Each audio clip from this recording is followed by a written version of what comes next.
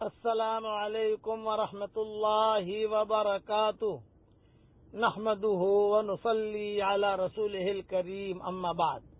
آج کا سبق سن لیجئے۔ آج کے سبق کی سرخی ہے حضور صلی اللہ علیہ وسلم کی سیرت، پارٹ نمبر 161۔ اب آپ جلدی کر رہے تھے کہ ہمیں جلدی نکلنا چاہیے۔ اب گھر میں گھریلو میٹر جو ہوئی وہ یہ کہ حضرت سودا مکہ میں ہے، حضرت فاطمہ مکہ میں ہے، باقی بچیاں تو روانہ ہو گئی ہیں، ان کا کیا کرنا؟ پھر حضرت ابو بکر کی بیٹی عائشہ مکہ میں ہے، حضرت اسماء مکہ میں، ام رومان مکہ میں۔ تو حضور صلی اللہ علیہ وسلم نے صدیق اکبر سے کہا کہ ہم تو جو ہے ہنگامی حالت میں نکل رہے ہیں یہاں مکہ سے، لیکن اپنے گھر والوں کا کیا کرنا؟ تو خود حضور نے کہا بھائی اللہ مالک ہے، ان کو یہی چھوڑ دو، ان کو ساتھ مت لو، اس لیے کہ ان کو ساتھ لینے سے ابھی کوئی فائدہ نہیں ہے، ابھی تو ہم خود بے یار و مددگار ہیں۔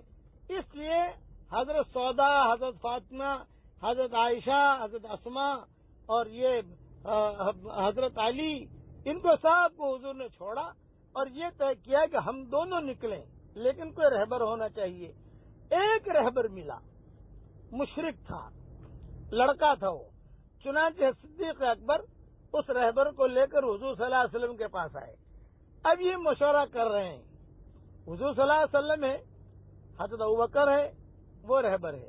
وہ رہبر مشرک تھا، اسی لیے علماء نے لکھا ہے کہ حضور نے اپنے رہبری کے لیے مشرک لیا۔ اگر حضور مشرک کو نہ لیتے تو کسی بھی ٹیکسی میں جو ٹیکسی ڈرائیور کافر ہوتا آدمی بیٹھ نہیں سکتا تھا، بلکہ کوئی ہوائی جہاز چلانے والا مسلمان ہی ہونا چاہیے تو مسلمان بیٹھتا، لیکن حضور نے یہ سفر میں مشرک کو لیا ساتھ، اور لوگ پوچھتے تھے کہ یہ کون ہے؟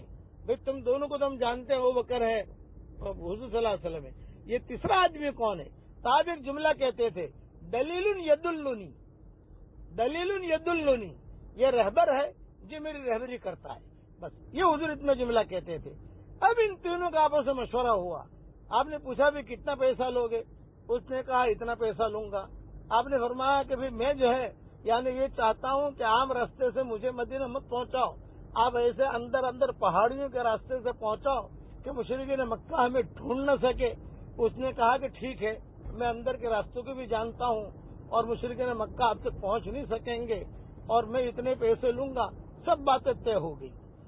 اب جو ہے وہ رہبر نے ایک شرط رکھی، وہ لڑکا جو تھا اس نے یہ کہا کہ میں آپ کو مدینہ منورہ اندر والے راستے سے پہنچاؤں گا، لیکن ایک شرط ہے، بیچ میں 2 ڈاکو آتے ہیں اور وہ 2 ڈاکو 2 غاروں میں ہوتے ہیں، کوئی بھی گزرتا ہے تو اس کو قتل کر دیتے ہیں، پیسہ لے لیتے ہیں۔ تو میری تو ان کے ساتھ سیٹنگ ہے، جب قریب سے گزروں گا تو مجھے تو کچھ کہیں گے نہیں، لیکن آپ دونوں تھوڑا سا اپنا خیال رکھ لینا۔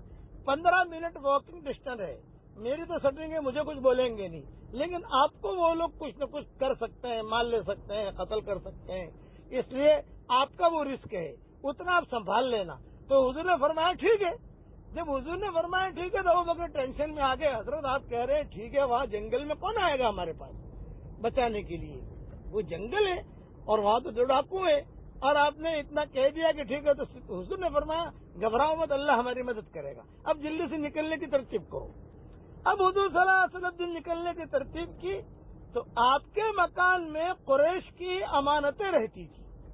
اپنے گھر میں حضور صلی اللہ علیہ وسلم نے، اب قریش نے طے کیا کہ کل صبح حضور کے گھر کے باہر کھڑا ہونا ہے، اور جو بھی نکلے، حضور صلی اللہ علیہ وسلم نکلے تو نکلتے ہی قتل کرنا ہے، یہ انہوں نے فیصلہ کیا۔ وہی کے ذریعے سے حضور صلی اللہ علیہ وسلم کو پتہ چل گیا کہ کسی بھی حال میں آج نکل جاؤ، کل انہوں نے پلاننگ کر لی ہے، باہر نکلیں گے، قتل کریں گے۔ چنانچہ حضور صلی اللہ علیہ وسلم نے حضرت علی کو بلایا اور حضرت علی کو بلا کر کہا کہ دیکھ بھائی، میں اور ابوبکر تو جا رہے ہیں، تم یہاں رات گزارو میرے کمرے میں، اور قریش کی امانتیں ہیں، قریش کو پہنچا دینا، اور مدینہ منورہ آ کر میری ملاقات کرنا۔ اتنا جملہ حضور نے کہا کہ مدینہ منورہ آ کر میری ملاقات کرنا۔ حضور صلی اللہ علیہ وسلم، ابوبکر یہ گھر سے نکلے تو مشرکین مکہ کھڑے تھے تلوار لے کر کہ جو نکلے گا قتل کریں گے۔ تو آپ صلی اللہ علیہ وسلم ایک آیت پڑھتے ہوئے نکلے، وَجَعَلْنَا مِن بَيْنِ أَيْدِيهِمْ سَدًّا وَمِنْ خَلْفِهِمْ سَدًّا فَأَغْشَيْنَاهُمْ فَهُمْ لَا يُبْصِرُونَ. یہ آیت پڑھتے ہوئے نکلے. بعض کتابوں میں لکھا ہے کہ بالکل قریب سے نکلے لیکن وہ حضور صلی اللہ علیہ وسلم کو دیکھ نہیں سکے. بقیہ تفصیل کل انشاءاللہ پوری کروں گا.